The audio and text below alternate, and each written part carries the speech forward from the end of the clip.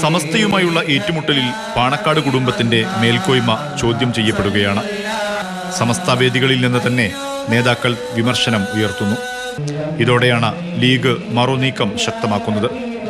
വിമർശനം തുടർന്നാൽ ലീഗ് ഇനി നോക്കി നിൽക്കില്ലെന്ന് സംസ്ഥാന സെക്രട്ടറി ഷാഫി ചാലിയം. പാണക്കാട് കുടുംബത്തിനെ പരോക്ഷമായി ഫ്രെയിം ചെയ്തുകൊണ്ട് വർത്തമാനം പറയാൻ തുടങ്ങി. നിങ്ങൾക്ക് പാണക്കാട് തങ്ങളെ വിമർശിക്കാം, മുസ്ലിം ലീഗിനെ വിമർശിക്കാം, അതിന് CPM-ന്റെ വേദിയിലേക്ക് പോകണം, അല്ലെങ്കിൽ BJP-ന്റെ വേദിയിലേക്ക് പോകണം. അല്ലാതെ ദീനുൽ ഇസ്ലാമിന്റെ വേദി ഉപയോഗിച്ച് ഞങ്ങളെ വന്ധ്യരായ നേതാക്കളെയും അവരുടെ കുടുംബത്തെയും കുറിച്ച് ഇനി ആരെങ്കിലും പറഞ്ഞാൽ അത്ര മാത്രമേ നമുക്ക് അവരോട് പറയാനുള്ളൂ.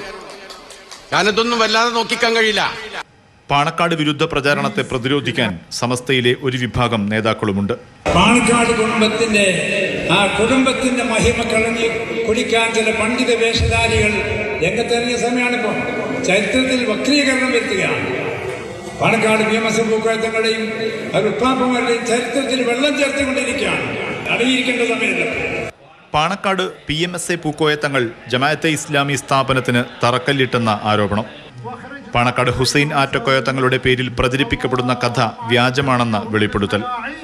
സത്താർ പന്തല്ലൂരിന്റെ വിവാദ പ്രസംഗം. സമസ്ത കേന്ദ്രങ്ങളിൽ നിന്ന് പതിവില്ലാത്ത വിമർശനമാണ് പാണക്കാട് കുടുംബത്തിനെതിരെ ഉയരുന്നത്. മുഹമ്മദ് ഷഹീദ്, മാതൃഭൂമി ന്യൂസ്, കോഴിക്കോട്.